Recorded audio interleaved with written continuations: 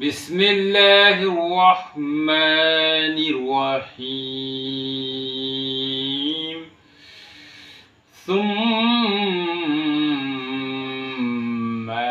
লা ইয়ামুতু ফিহা ওয়া লা ইয়াহইয়া। অর্থ,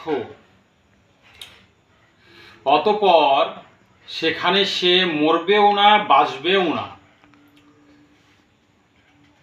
এমন একটা জায়গা, জাহান্নামের কথা এখানে আল্লাহ তাআলা বলেছেন যে সেখানে মরবেও না, বাঁচবেও না। মানে এত কষ্ট যে বাঁচতেও চাইলে ভালোভাবে বাঁচতে পারবে না। এবং মারার কারণে যেরকম দেখেন যে একটা মেডিকেলে যদি পা হাত ভেঙে যায় অ্যাক্সিডেন্ট করে, গতবার আমি মেলাবার বলেছি, তো সেখানে কিন্তু ওই লোক যত ভালো খাবার দেন, যাই দেন, সুন্দর যতগুলা আমাদের ডাক্তার নিয়ে আসে, সুন্দরী ম্যাডাম, সবগুলো যত সামনে দেন, ওর কিন্তু কোনো খেয়াল থাকবে না যে পা ভাঙার ব্যথার যন্ত্রণা, মানে ওর কোনো খালি চিন্তাই করবে যে আমি ভালো কীভাবে হব। তো সম্মানিত উপস্থিতি, এই যে সামনে আমাদের জীবন, আপনি হেলাই খেলায় শেষ করে দিলে সেটা আমারই লস। কতবার আমি বলেছি, খারাপ আর ভালোর অপশন আল্লাহ তাআলা দুটাই বানিয়েছে, মানুষের হাতে তৈরি না। ওগুলা মানুষের মগজ, চোখ, এগুলো যত কিছু দেখছি আমরা, যত কিছু আমাদেরকে আল্লাহ তাআলা দিচ্ছে, এই দিয়ে আমাদের কাজ করি। এগুলার মালিক হচ্ছে আল্লাহ তাআলা। যখন নাম রাখলে আব্দুর রহমানের নামে আব্দুর রহমান দিতে হয়, মানে রহমানের গোলাম। কেউ যে আমরা যে ভুল করে খালি যে নামটা ডাকারও একটা নিয়ম আছে। তো এই জিনিসগুলো জানতে হবে, আমরা গোলাম।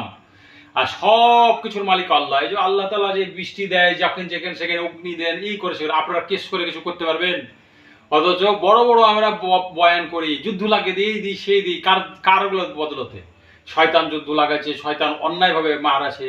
আর মুসলিম যারা আল্লাহর প্রতিনিধি দল, তারা কোনো অন্যায়ভাবে মারে না। দেখেন আজ আমেরিকা যেভাবে মারছে ইসরায়েল, ছোট ছোট বাচ্চাদেরকে মারছে, এই করছে, সে করছে, যেখানে সেখানে মারে দিচ্ছে।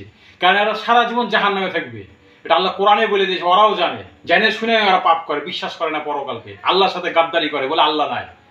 আর এই যে মুমিন মুসলমান যারা, তারা দেখেন ইরান যদি মারছে, তো ছোট বাচ্চাদেরকে মারছে না। ওদের যে বাহিনীগুলো যেখান থেকে মুসলমানদেরকে ধ্বংস করার চেষ্টা করছে, তাদের বাহিনীর কাছেই মারছে, ছোট বাচ্চাদেরকে মারছে না।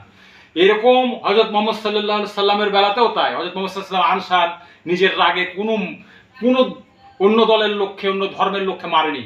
যখন তাদেরকে মারতে এসছে তখনকার তারা মেরেছে। এটাই হলো ইসলামের শরীয়তের আদর্শ।